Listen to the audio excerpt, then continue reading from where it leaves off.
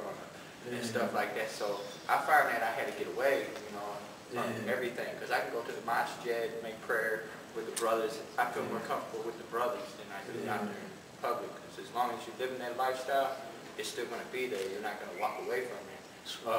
The thing is, I think, is we need to stop living in the past, you know, like pointing fingers at people, because we are our children's. We're their future. They only know what we teach them. Exactly. So as growing up, if we're pointing fingers at each other, we're not going to come in as a whole.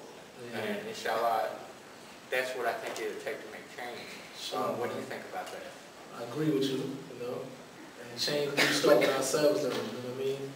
We got to start, even Allah says in the Quran that He won't change the condition of the people until they change the conditions within themselves first. You know what I mean? So, like what you did, like how you told me you got tired of the way you was living, you said you just got up, came to California to start your life over, you know what I mean? That's similar to the man that killed 99 men. He got sick of it, he got up and he changed his environment, you know?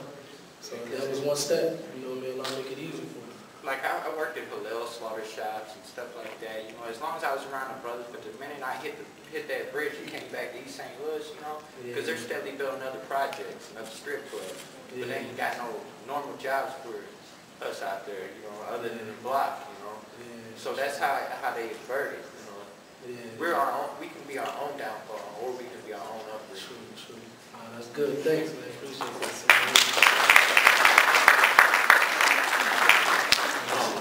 My question is, you know how hip-hop started as a progressive movement and then went to a phase of gangsta, like basically gangsta rap, you know? And it's kind of returning now to like with Immortal and Lupe and Mos Def. Do you think it's going to continue becoming more progressive, or do you think it's still going to revert back to... I think the way hip-hop is controlled right now, that the people that's running the music industry to the point that they put more money into gangster music. It's designed like that, you know what I mean? Gangster music sell. This is a society with gangster movies sell, gangster music sell, and the music industry is built that way, you know what I mean? Even when I left out the music industry, I remember I had a meeting with a guy from, I ain't going to say his name, from Virgin Records. And he said, man, I'll tell you right now, I was Muslim. He said, I'll give you $1 million right now, $1 million record deal right now. If you go back in the studio and you do like all the enemies, diss Mobb Deep, everybody Tupac was dissing. If you start doing a song right now, the record company will give you a deal right now. And this was the time I was Muslim and I was trying to do more positive music. So I came up there with some positive stuff. They said, no, man, Pop used to say you was protege. If you diss Mobb Deep in them, right now you get a record deal. You know what I mean? So it's designed for that type of stuff, you know? And then, do you respect any hip-hop artists today?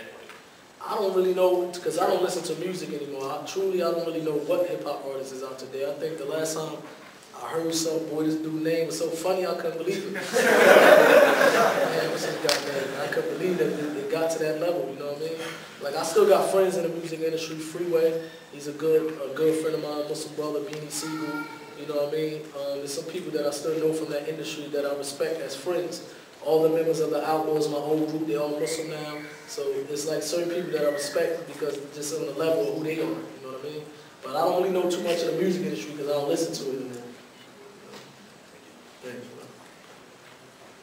That was a really motivating speech, to say the least. You know, this is kind of a hard subject for some people to speak about because it's really controversial. But you know, a few years ago, there was a police officer that he did an interview supposedly with Snoop Dogg, and he said they asked him who was the man who killed Tupac, and he said the guy who was sitting with him in the 7th series. And they also did a documentary. They asked the security guards who were present at that night. You know, they asked them. I don't know if you've seen. Have you seen the documentary? Yeah, it's a documentary they did with the security guards, and you know they said that they got like over the radio they were told to leave all their weapons at the hotel. You know, it was kind of sketchy. So, what's your opinion on these conspiracy theories that Suge Knight may have been involved in? My opinion is I really stay away from that because as a Muslim, certain suspicion, Allah says in the Quran, is a sin. So we can't just point the finger at a person we don't know 100% who done it. I know personally when it happened with Suge Knight showed me personally the bullets that he got in the chest and the head. He said, look, I got shot right here and I got shot right here.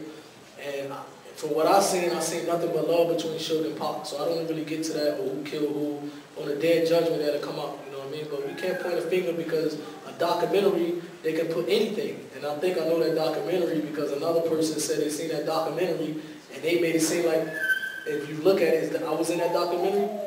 And they said, well, the person like in this documentary, they make it seem like I'm the one that set up Gaddafi.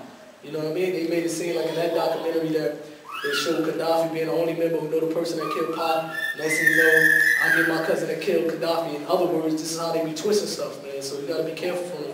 You can make anything look like anything when it comes to documentaries and internet and all that stuff right now. Because another thing that I found out from when Pac got shot in Suge car, you know what I mean? This is something to think about. When he first got shot, Suge, the car of Pac, the side was locked. You know what I mean? Pac couldn't get out. And they said that Suge was on the floor and they had a shotgun to his head.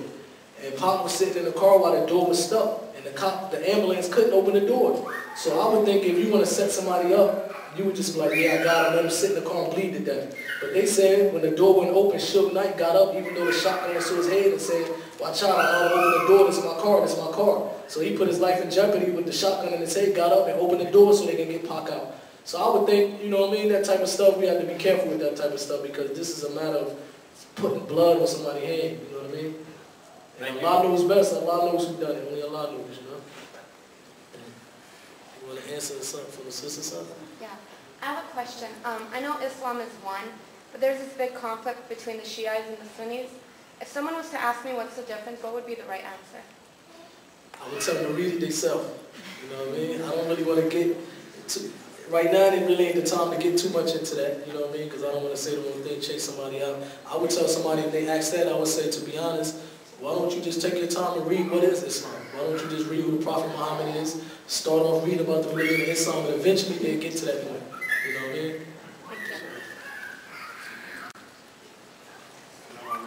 I wanted to ask you, you decided to become a Muslim. What was the hardest transition for you during this phase? And do you sometimes right now find yourself in your old mentality every now and then when someone approaches you and they don't know what you've been through?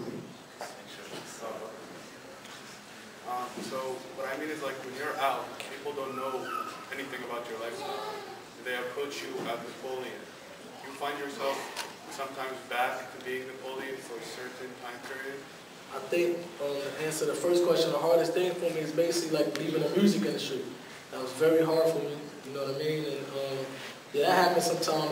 My wife always checked me for that, man, because somebody sometimes be staring at me. And I'll be like, man, what is this dude looking at, man? And there's times I'll be in a restaurant and people stare at me, and sometimes that Jalil come out of me. And man, what is this dude looking at, man? And they say, I know one time it happened and the guy came up and was like, you Napoleon. And in my head, I'm like, man, this dude staring at me. I feel like hurting this dude, what he's doing. So sometimes I had to check myself, you know what I mean? Because that's the ignorant way of thinking. So, of course, everybody, you got to still fight and struggle with yourself. Nobody living on earth as if we made it. Okay, I'm on my religion now. Let me put my guards down. I made it. You know, it's always going to be a struggle, you know? Thank you. Thank you. So, Salam. I have a question.